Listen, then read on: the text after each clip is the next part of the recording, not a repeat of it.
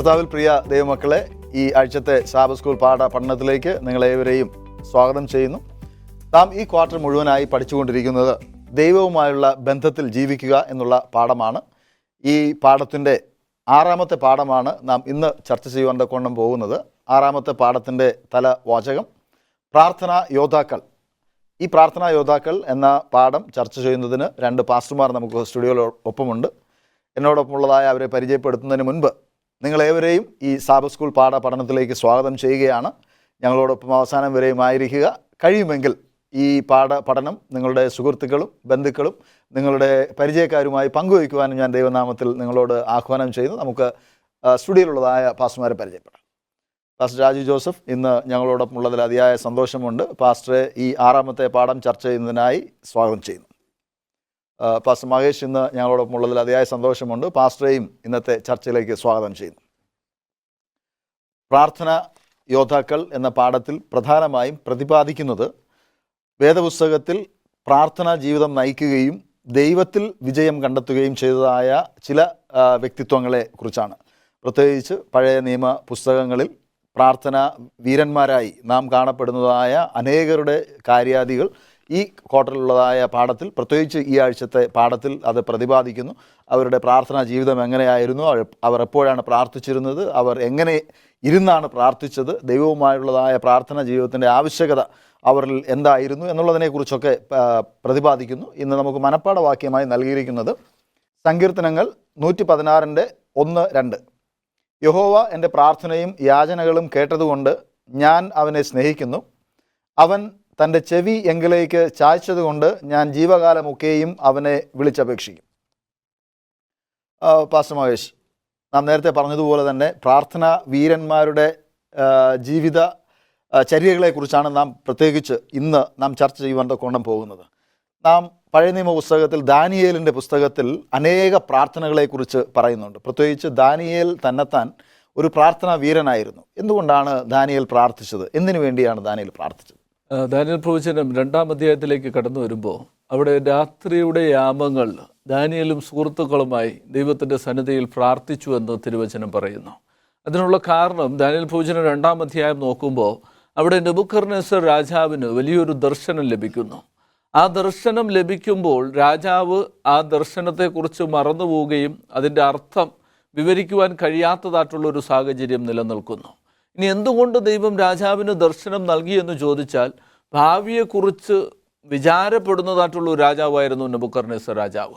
അതുകൊണ്ട് ഭാവിയിൽ എന്തൊക്കെ സംഭവിക്കുന്നു എന്ന് ഒരു സ്വപ്നത്തിലൂടെ സ്വർഗത്തിലെ ദൈവം നെബൂഖദ്നേസർ രാജാവിന് വെളിപ്പെടുത്തി കൊടുക്കുന്നു. എന്നാൽ രാജാവിന് മനസ്സിലായി അതിലെന്തോ കാര്യങ്ങളുണ്ട് എന്ന്. അങ്ങനെ വിദഗ്ധരെ രാജാവ് വിളിച്ച് ആ ദർശനം പറഞ്ഞു കൊടുക്കുവാൻ പറയുന്നു. അവർക്ക് കഴിയാതെ പോകുന്നു. ആ സമയത്ത് അവിടെ ഉള്ള മന്ത്രവാദികളെയും ആഭിചാരകന്മാരെയും എല്ലാം കൊല്ലുന്നതിന് വേണ്ടി രാജാവ് ആജ്ഞ പുറപ്പെടുവിക്കുന്നു. കൂട്ടത്തിൽ ദാനിയേലിനെയും സുഹൃത്തുക്കളെയും കൂടി കൊല്ലുന്നതിന് വേണ്ടി രാജാവ് അവിടെ ആജ്ഞ പുറപ്പെടുവിക്കുന്നതായിട്ടുള്ള സമയത്ത് ദാനിയേൽ അവിടെ ചെയ്യുന്നതായിട്ടുള്ള കാര്യം, ദാനിയേൽ സമയം ചോദിക്കുന്നു. അതിനുശേഷം രാത്രിയിൽ ദാനിയേലും സുഹൃത്തുക്കളും കൂടി മുട്ടുമടക്കി ദൈവത്തിൻ്റെ സന്നിധിയിൽ പ്രാർത്ഥിക്കുന്നു. ആ പ്രാർത്ഥന സ്വർഗത്തിലെ ദൈവം ചെവിക്കൊള്ളുകയും നെബൂഖദ്നേസർ രാജാവിന് നൽകിയ അതേ ദർശനത്തെ സ്വർഗത്തിലെ ദൈവം ദാനിയേലിന് വെളിപ്പെടുത്തി കൊടുക്കുകയും അതോടൊപ്പം അതിൻ്റെ അർത്ഥം വിവരിച്ചു കൊടുക്കുകയും ചെയ്യുന്നു.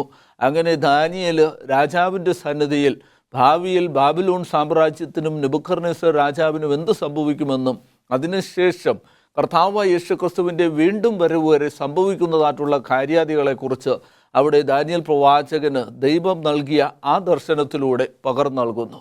ഇവിടെ ദാനിയേൽ പ്രാർത്ഥിക്കുന്നത് ദർശനത്തെ ലഭിക്കുന്നതിനും അതിൻ്റെ അർത്ഥം വിവരിച്ച് കിട്ടുന്നതിനും വേണ്ടിയാണ് ദാനിയേൽ പ്രാർത്ഥിച്ചത് എന്ന് മനസ്സിലാക്കുവാൻ സാധിക്കും.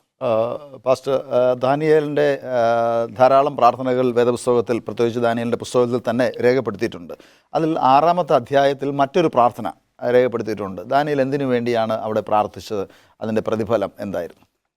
ഈ പ്രാർത്ഥനയെ പ്രത്യേകമായിട്ട് പ്രതിപാദിച്ചിരിക്കുന്നതെന്ന് പറഞ്ഞാൽ, ദാനിയേൽ ഒരു പ്രാർത്ഥനാവീരനായതുകൊണ്ടും ദാനിയേൽ എപ്പോഴും ദാനിയേലിൻ്റെ ദൈവത്തോട് പ്രാർത്ഥിക്കുന്നു എന്നുള്ളത് കൊണ്ടും ദാനിയേലിനെ എങ്ങനെയെങ്കിലും നിർമ്മാർജ്ജനം ചെയ്യണം, അല്ലെ ഇല്ലാതാക്കണമെന്ന് ചിന്തിച്ചുകൊണ്ട് രാജാവിനെ കൊണ്ടൊരു കിരീടമുണ്ടാക്കി അല്ലെങ്കിൽ ഒരു നിയമമുണ്ടാക്കി അതായത് ഒരു ഈ പെർട്ടിക്കുലർ പീരീഡിൽ ദാനിയേലിൻ്റെ ദൈവത്തെയല്ല, അല്ലെങ്കിൽ മറ്റു ആരും വേറെ ഒരു ദൈവത്തെ പ്രാർത്ഥിക്കുവാൻ പാടില്ല. അവർ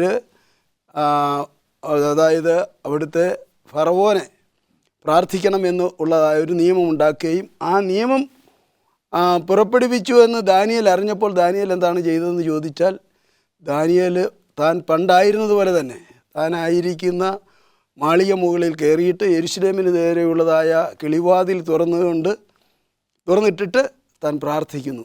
ഇത് അവർ കാണുവാനിടയായി തീർന്നു. അപ്പോൾ ഇവിടെ നാം മനസ്സിലാക്കേണ്ട ഒരു കാര്യമെന്ന് പറഞ്ഞാൽ, ദാനിയേൽ ഏത് സാഹചര്യങ്ങളിൽ കൂടി കടന്നു പോയാലും, താൻ ഏത് അവസ്ഥയിലായിരുന്നാലും തൻ്റെ പ്രാർത്ഥനാ ജീവിതത്തിൽ നിന്ന് പിന്തിരിയുവാനായിട്ട് ഒരിക്കലും സംഗതി വന്നില്ല. പാസ്റ്റർ മഹേഷ്, നമ്മൾ ദൈവത്തോട് പ്രാർത്ഥിക്കുമ്പോൾ നമ്മുടെ മനോഭാവം അത് എങ്ങനെയായിരിക്കണം, അത് നന്നായിരിക്കണം എന്നുള്ളതിൻ്റെ പ്രത്യേകത എന്താണ്? നമ്മൾ വേദപുസ്തകത്തിൽ നോക്കുമ്പോൾ മോശയുടെ പ്രാർത്ഥനയെക്കുറിച്ച് തിരുവചനം രേഖപ്പെടുത്തുന്നു.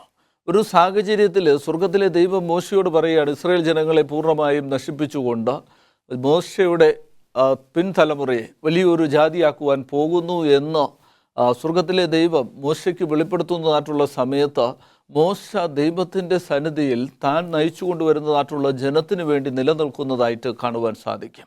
അവിടെ മോശയുടെ മനോഭാവം ദൈവത്തിൻ്റെ മുമ്പാകെ വെളിപ്പെടുത്തുന്നതായിട്ട് കാണുവാൻ സാധിക്കും. തൻ്റെ പേര് ജീവപുസ്തകത്തിൽ നിന്നും മായ്ച്ചു കളഞ്ഞാലും സാരമില്ല, പക്ഷേ ഈ ജനങ്ങളെ അവിടെ നിന്ന് നശിപ്പിക്കരുതേ എന്നുള്ള വലിയ ഒരു പ്രാർത്ഥന മോശ ദൈവം മുമ്പാകെ പ്രാർത്ഥിക്കുന്നതായിട്ട് കാണുവാൻ സാധിക്കും. ഇവിടെ സ്വാർത്ഥത പൂണ്ട് മോശയ്ക്ക് വേണമെങ്കിൽ തൻ്റെ ജനം അല്ലെങ്കിൽ തൻ്റെ തലമുറ ശുഭമായിരിക്കുമല്ലോ എന്ന് പറഞ്ഞ് ദൈവത്തോട് അപ്രകാരം ചേർന്ന് നിൽക്കാമായിരുന്നു. പക്ഷേ നയിച്ചു കൊണ്ടുവരുന്ന ജനം അവരിത്രത്തോളം പിറുപിറുക്കുന്ന, ഇത്രത്തോളം വികടമായിട്ട് സഞ്ചരിക്കുന്ന, ദൈവത്തിനും മോശയ്ക്കും വിരോധമായിട്ട് പിറുപിറുക്കുന്ന സാഹചര്യത്തിലും സ്വർഗത്തിലെ ദൈവത്തിൻ്റെ മുമ്പാകെ അവർക്ക് വേണ്ടി മോശ ഉറച്ചു നിൽക്കുന്നതായിട്ട് കാണുവാൻ സാധിക്കും. ഇതേ ഒരു മനോഭാവം നമുക്കും ഉണ്ടാകണമെന്നാണ് മോശയുടെ ജീവിതത്തിലൂടെ നമുക്ക് പഠിക്കുവാൻ സാധിക്കും. ഒരു ചെറിയ ഇടവേളയുടെ സമയമാണ്. പ്രിയ പ്രേക്ഷകരെ, ഒരു ചെറിയ ഇടവേളയ്ക്ക് ശേഷം ഞങ്ങൾ മടങ്ങി വരും. ഞങ്ങളോടൊപ്പം ആയിരിക്കും. പ്രിയ ദൈവമക്കളെ, ഈ ചർച്ചയിലേക്ക് വീണ്ടും നിങ്ങളെ സ്വാഗതം ചെയ്യുന്നു. പാസ്റ്റർ രാജു, നമ്മുടെ പ്രാർത്ഥനകളിൽ നാം അനുവർത്തിക്കുന്നതായ ചില പോസ്റ്റേഴ്സ് അല്ലെങ്കിൽ ശരീരഭാഷകൾ, വിഭിന്നങ്ങളായ രീതികളുണ്ട്. നാം ഇരുന്ന് പ്രാർത്ഥിക്കാറുണ്ട്, മുട്ടുകുത്തി പ്രാർത്ഥിക്കാറുണ്ട്, നിന്ന് പ്രാർത്ഥിക്കാറുണ്ട്. ഇങ്ങനെ പല ഭാവങ്ങളിൽ നാം പ്രാർത്ഥിക്കാറുണ്ട്.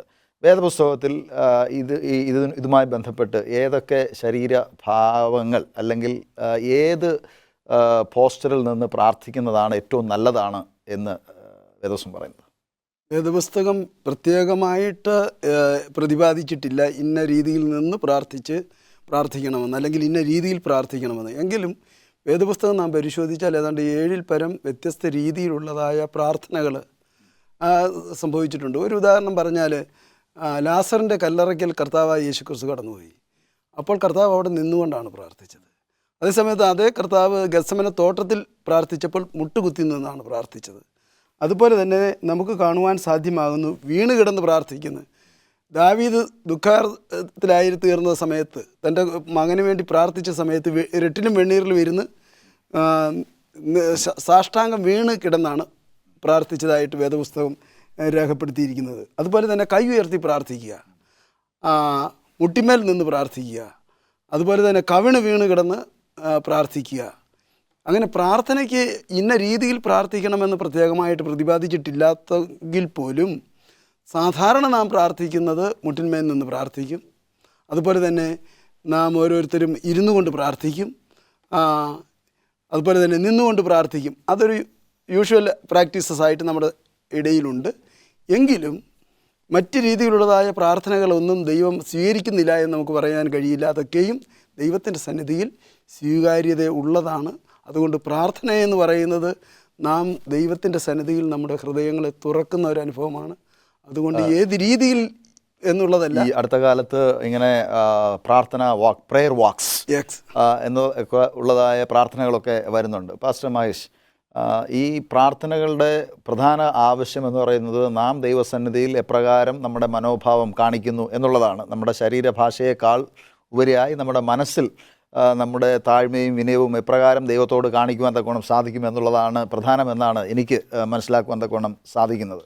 കാരണം ഇങ്ങനെ താണു വീണ് സാഷ്ടാംഗം വീണ് പ്രാർത്ഥിക്കുമ്പോൾ മറ്റാരും ആശ്രയമില്ല, ദൈവം മാത്രമേ ഉള്ളൂ എന്നൊരു ഭാവം നമ്മിൽ ഉണ്ടാകുന്നത് കൊണ്ടാണ് നമ്മളങ്ങനെ ചെയ്യുന്നത്. പാസ്റ്റർ ഹാനോക്ക് ദൈവത്തോട് കൂടെ നടന്നു എന്നാണ് പറയുന്നത്. ഹാനോക്കിൻ്റെ പ്രാർത്ഥനാ ജീവിതത്തെക്കുറിച്ച് എന്താണ് നമുക്ക് പറയാനുള്ളത്?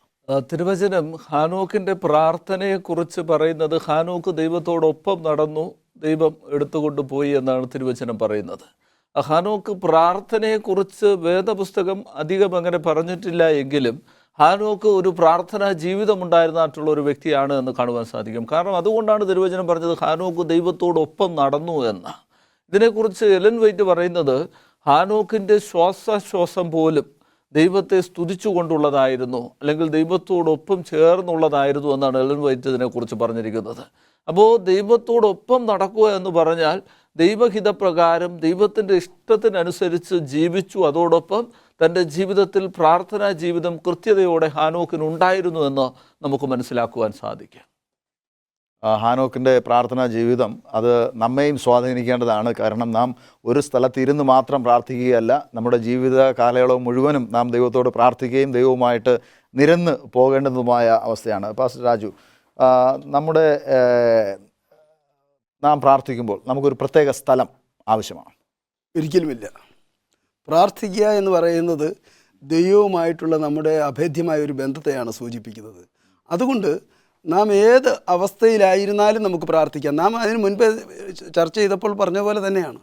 നാം ബസ്സിൽ യാത്ര ചെയ്യുമ്പോൾ നമുക്ക് വേണമെങ്കിൽ പ്രാർത്ഥിക്കാൻ സാധിക്കും. നാം ഭവനത്തിലായിരിക്കുമ്പോൾ നമുക്ക് പ്രാർത്ഥിക്കുവാൻ സാധ്യമാകും.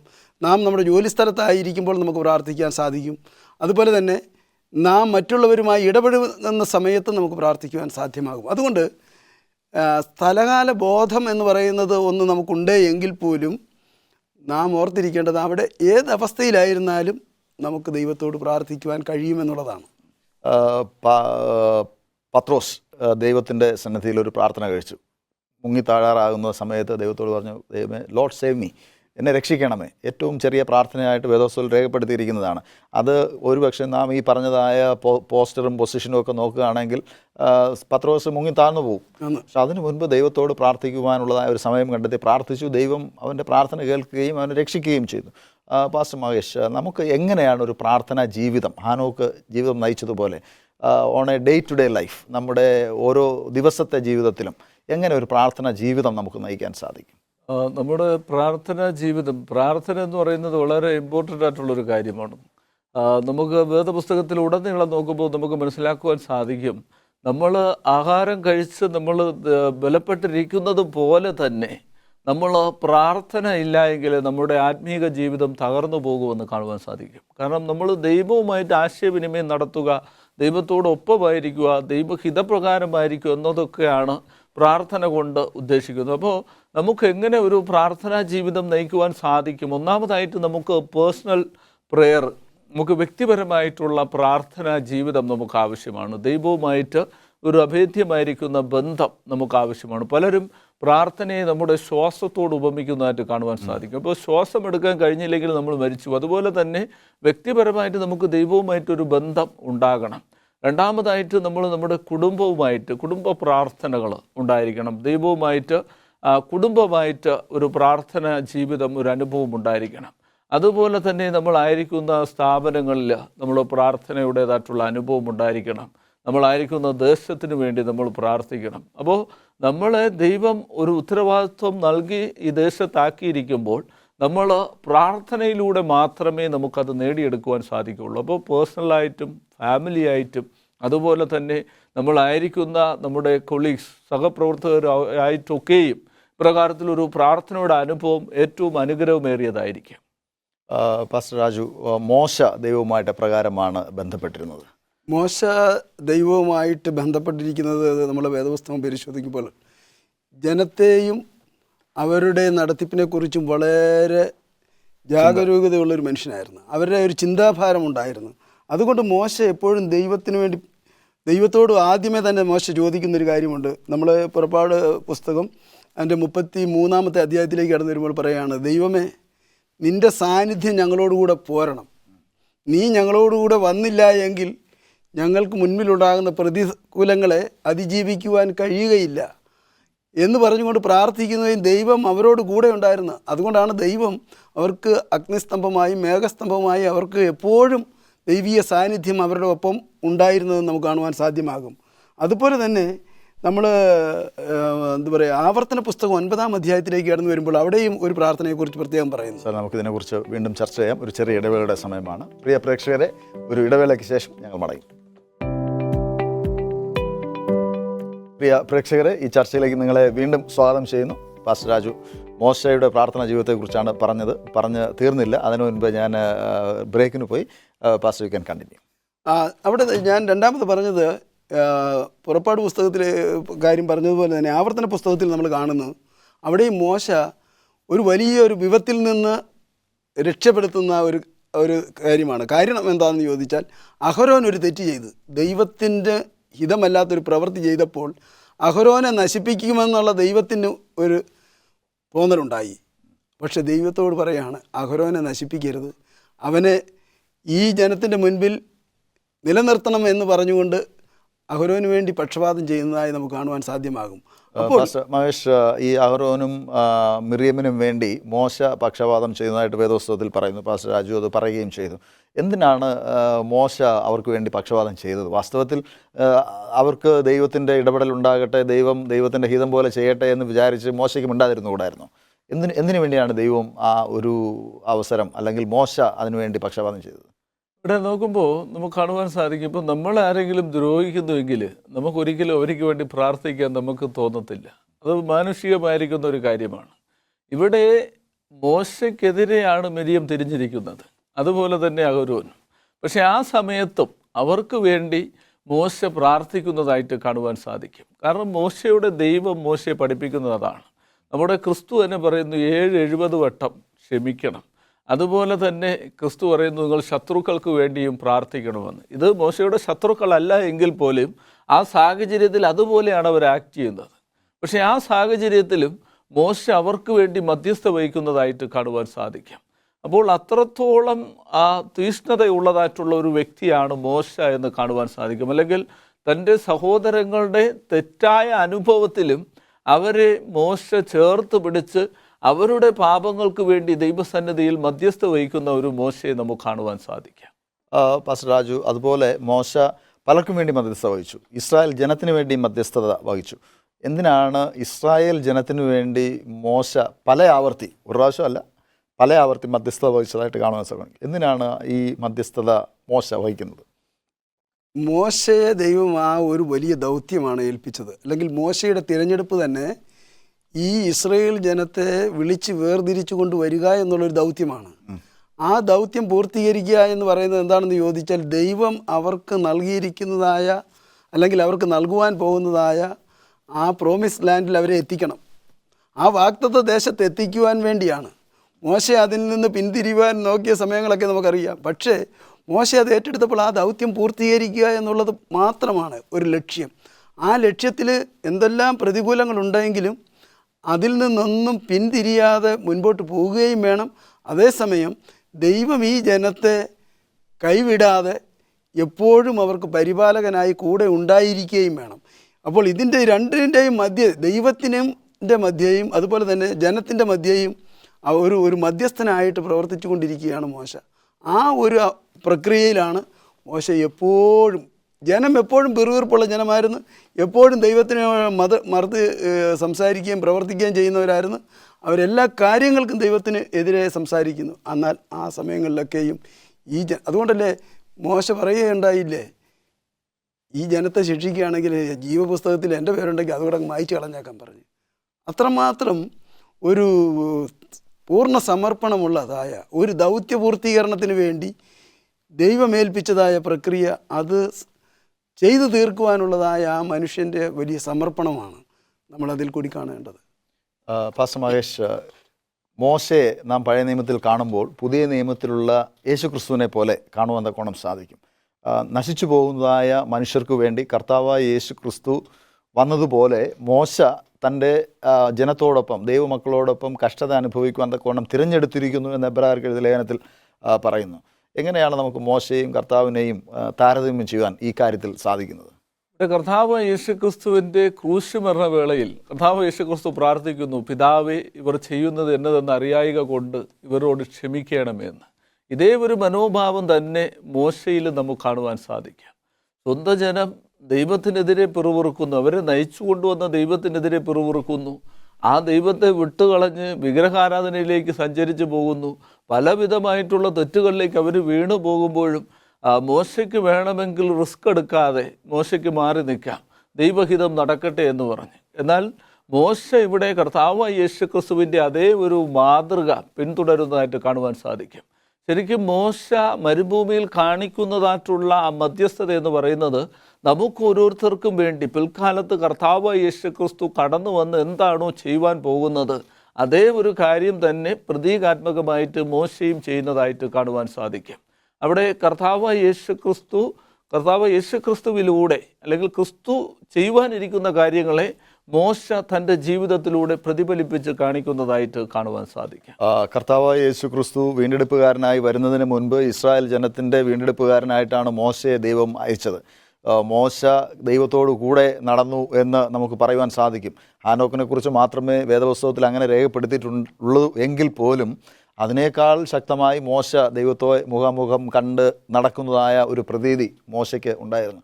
മോശയ്ക്ക് ആ കാഴ്ചപ്പാടോടുകൂടിയാണ് ദൈവത്തിന് വേണ്ടി പക്ഷാപാതം ചെയ്യുവാനും മധ്യസ്ഥത വഹിക്കാനും ഒക്കെ സാധിച്ചത്. ദൈവം ഒരു പക്ഷേ നമ്മെ ഇന്ന് ആക്കിയിരിക്കുന്നതും ഇതുപോലെ ജനത്തിന് വേണ്ടി മധ്യസ്ഥത വഹിക്കുന്നതിന് വേണ്ടിയാണ്.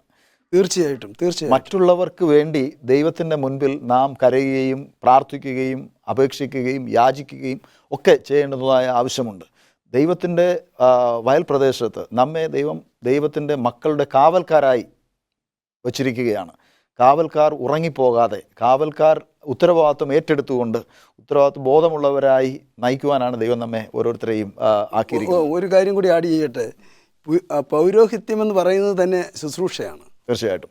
അപ്പോൾ നമ്മൾ ചെയ്യുന്നതായ ഓരോ പ്രവൃത്തികളും എന്ന് പറഞ്ഞാൽ നാം ഉൾക്കൊള്ളുന്നതായ സമൂഹത്തെ അല്ല, എല്ലാവരെയും ഉൾക്കൊള്ളുന്ന ഒരു അനുഭവമായിരിക്കണം. നമുക്ക് പ്രാർത്ഥിക്കാം. സ്നേഹവാനായ നല്ല ദൈവമേ, സ്വർഗീയ പിതാവേ, അങ്ങയെക്കുറിച്ചും അങ്ങയുടെ തിരുവചനത്തെക്കുറിച്ചും അടിയങ്ങൾ ആഴമായി പഠിക്കുന്നു. കർത്താവെ, പ്രാർത്ഥനയുടെ ആ വിലയേറിയ അവസ്ഥയെക്കുറിച്ച് അടിയങ്ങൾ ചിന്തിച്ചു. ഞങ്ങൾ ഓരോരുത്തരും ദൈവസന്നിധിയിൽ പ്രാർത്ഥനയുള്ളവരായി, ഞങ്ങൾക്ക് മുൻപേ ഞങ്ങളുടെ പൂർവ്വപിതാക്കന്മാർ, ഞങ്ങളുടെ പ്രവാചകന്മാർ, അപ്പോസ്തലന്മാർ, കർത്താവെ ക്രിസ്തു ഞങ്ങൾക്ക് തന്ന മാതൃക അതൊക്കെയും ജീവിതത്തിൽ പകർത്തി മാതൃകയുള്ള ശുശ്രൂഷകരായി, മാതൃകയുള്ള വിശ്വാസികളായി അങ്ങയ്ക്കായി നിലനിൽക്കുവാൻ സഹായിക്കണം. പ്രാർത്ഥന കേട്ടതുകൊണ്ട് സ്തോത്രം, സകല യേശുവിൻ നാമത്തിൽ ആമേൻ. ഈ ചർച്ചയിൽ പങ്കെടുത്തതിന് പാസ്റ്റർ രാജുവിനെ ദൈവനാമത്തിൽ നന്ദി പറയുന്നു. Pastor Mahesh, thank you very much. കർത്താവിൽ പ്രിയ ദൈവമക്കളെ, കർത്താവായ യേശു ക്രിസ്തു നമുക്ക് നല്ല ഒരു മാതൃക വച്ചിട്ട് പോയി.